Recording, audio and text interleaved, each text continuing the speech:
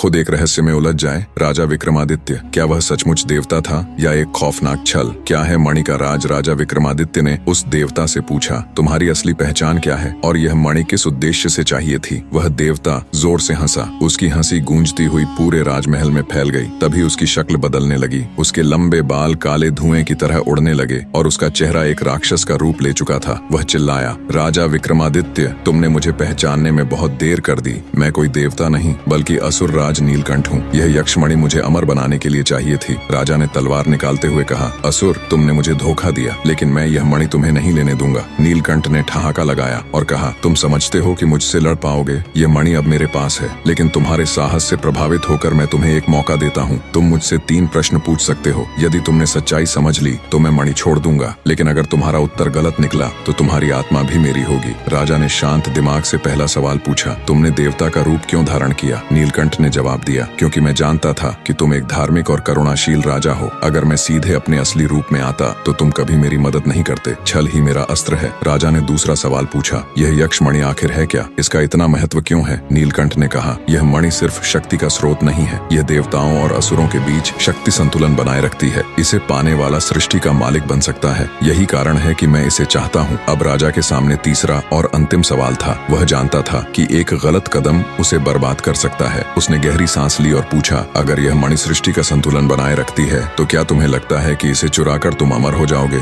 नीलकंठ चुप हो गया। उसकी आंखें क्रोध से लाल हो गईं। उसने कहा, तुम्हारा यह सवाल ही मेरी हार है। हाँ, मुझे पता है कि मैं इसका इस्तेमाल सिर्फ स्वार्थ के लिए करना चाहता था, लेकिन अब तुमने मेरी योजना बिगाड़ दी है। मैं यह मणि नहीं ले सकता। नीलकंठ ने मणि को वहीं छोड़ दिया और धुएं में बदलकर गायब हो गया। राजा ने मणि को उठाया और सोचा कि इसे कहीं सुरक्षित रखना चाहिए, लेकिन तभी एक रहस्यमयी आवाज आई, राजन, यह मणि यहाँ सुरक्षित नहीं है। इसे स्वर्ग में लौटाना होगा। लेकिन क्या तुम जानते हो कि असली स्वर्ग का रास्ता कहाँ है? क्या राजा विक्रमादित्य स्वर्ग का असली रास्ता खोज पाएंगे? और क्या यह मणि अब भी सुरक्षित है या नीलकंठ फिर से लौटेगा? जानने के लिए देखिए अगला भाग।